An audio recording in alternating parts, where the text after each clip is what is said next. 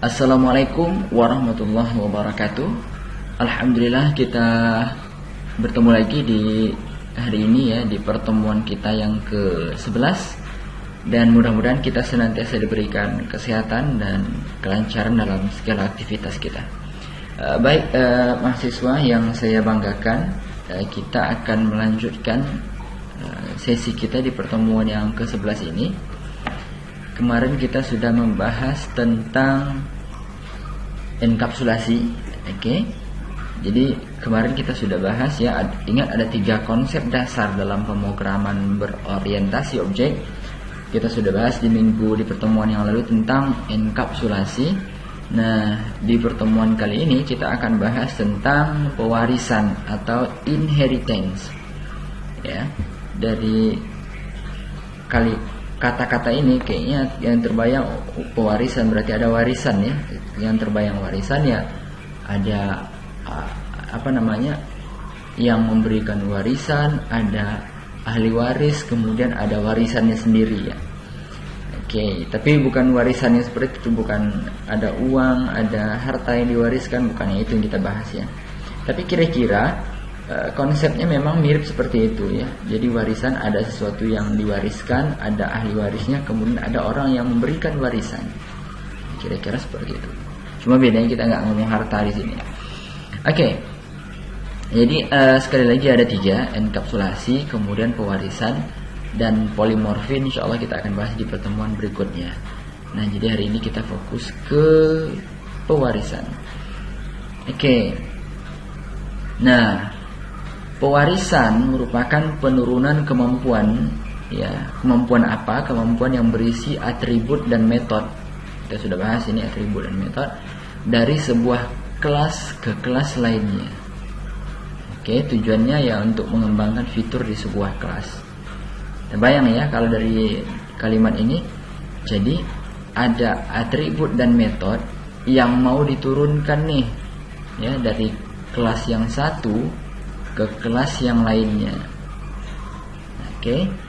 Jadi kelas yang mewarisi disebut sebagai superkelas ya, ini kayak induknya nih. Ya, induknya. Kemudian kelas yang diwarisi disebut subkelas. Oke, tapi boleh jadi juga subkelas ini bisa berlaku sebagai superkelas. Manakala misalnya dia membuat turunan lagi, membuat warisan lagi. Jadi kira-kira kalau kayak ini superkelas si kakek ya, mewarisi hartanya ke kelas ke anaknya, kemudian suatu waktu anaknya mewarisi lagi ke cucunya, seperti itu. Jadi bisa terus seperti itu ya, diwarisi. Warisan apa yang diwarisi? Ini tadi atribut dan metode. Nah, contohnya seperti ini. Sepeda ontel merupakan superkelas dari sepeda motor. Paham nggak maksudnya kira-kira? Dulu kan nggak ada sepeda motor ya, belum ada sepeda yang digerakkan, yang dijalankan menggunakan motor ya, menggunakan mesinnya itu motor. Jadi dulu ada hanya cuman sepeda. Nah kemudian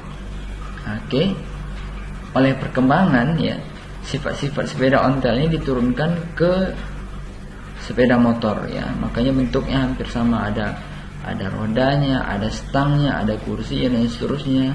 Hanya di beberapa bagian ditambahkan mesinnya dan bentuknya dibuat sedemikian rupa.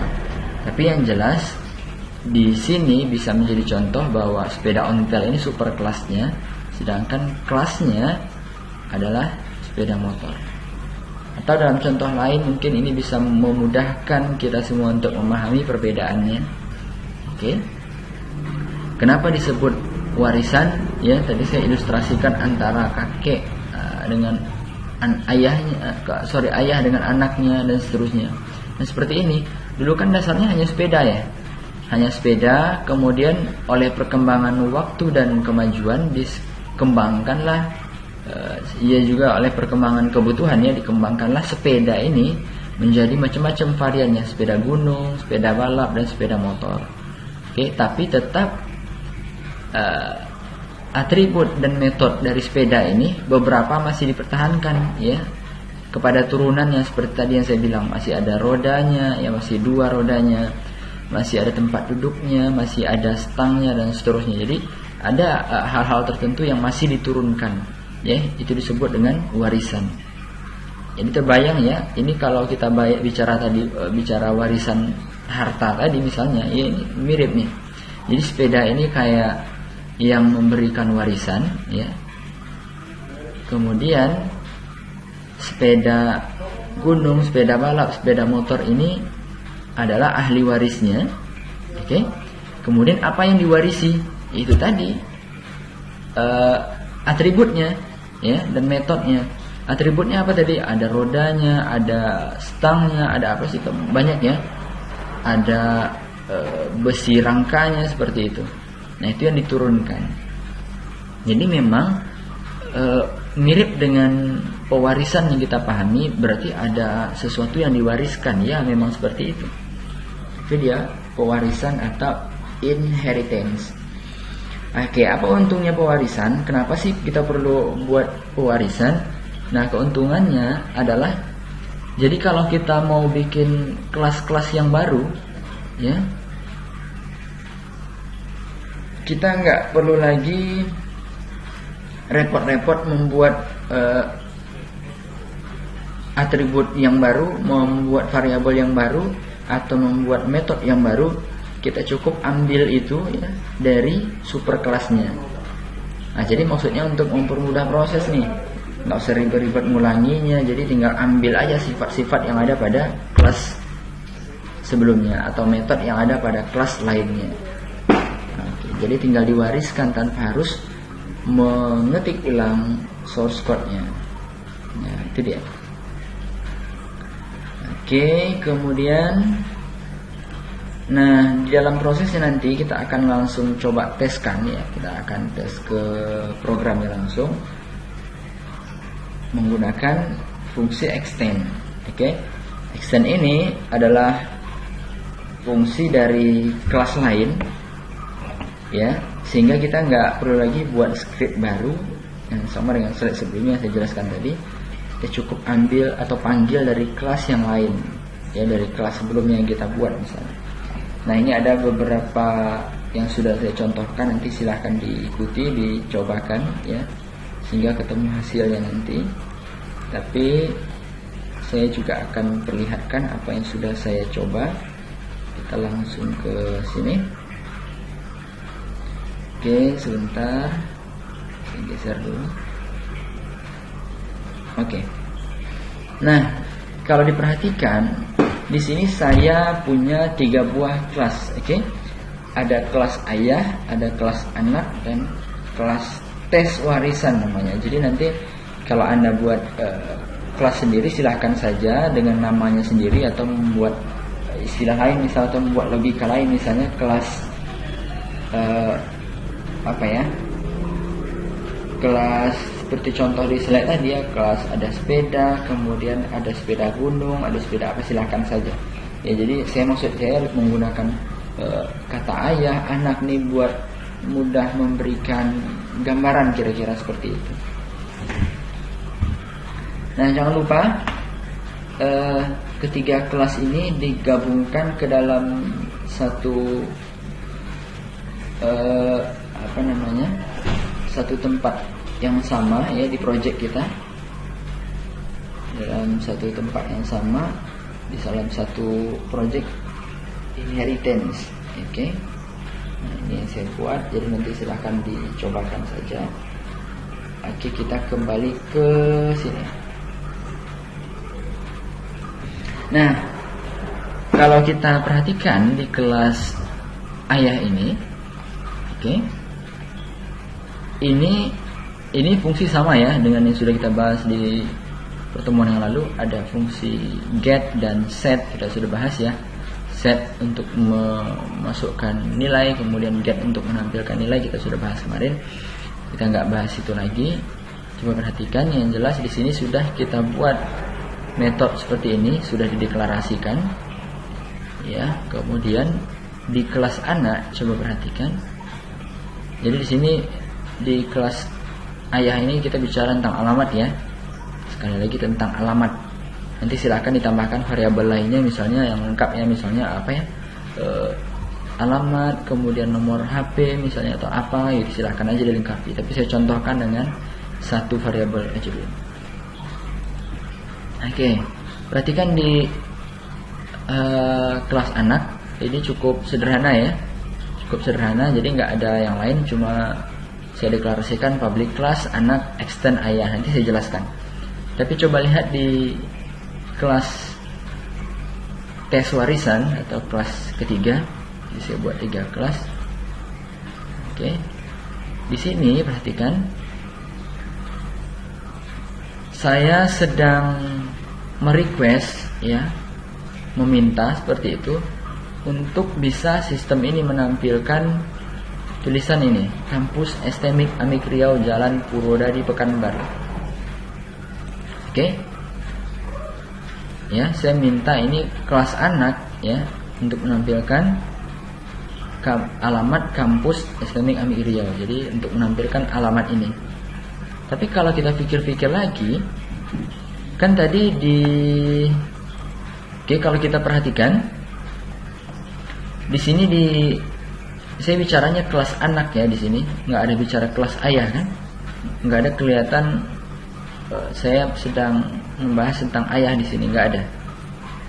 Jadi saya sedang merequest kelas anak ini untuk bisa menampilkan alamat ini. Cuman masalahnya kalau kita cermati, kan saya tidak menampilkan alamat di kelas anak ya. Jadi apa yang mau diolah kira-kira gitu, nggak mungkin kan. Saya minta alamat, sementara di kelas anak nggak ada tentang alamat, saya nggak ada deklarasikan variabel alamat. Jadi gimana ceritanya? Sementara kalau saya run, hasilnya adalah Kampus STMIK Amik Riau. Nah, inilah yang disebut dengan pewarisan. Jadi memang saya tidak menampilkan alamat di kelasnya anak ya, tetapi saya meminta kelasnya anak ini melakukan hubungan kepada kelas ayah ya, public class anak extend ayah. Jadi maksudnya di sini adalah saya sedang meminta kelas anak ini untuk bisa diwarisi metode yang sudah dideklarasikan di kelas ayah. Di kelas ayah tadi kita sudah deklarasikan variabel alamat ya, alamat. Kita sudah bicara tentang alamat, sudah dibuat di sini metode tentang alamat. Di kelas anak memang nggak ada, tapi kita sudah minta semacam warisan lah, warisan metode dari kelas ayah tadi. Oke, dengan fungsi extend ini ya.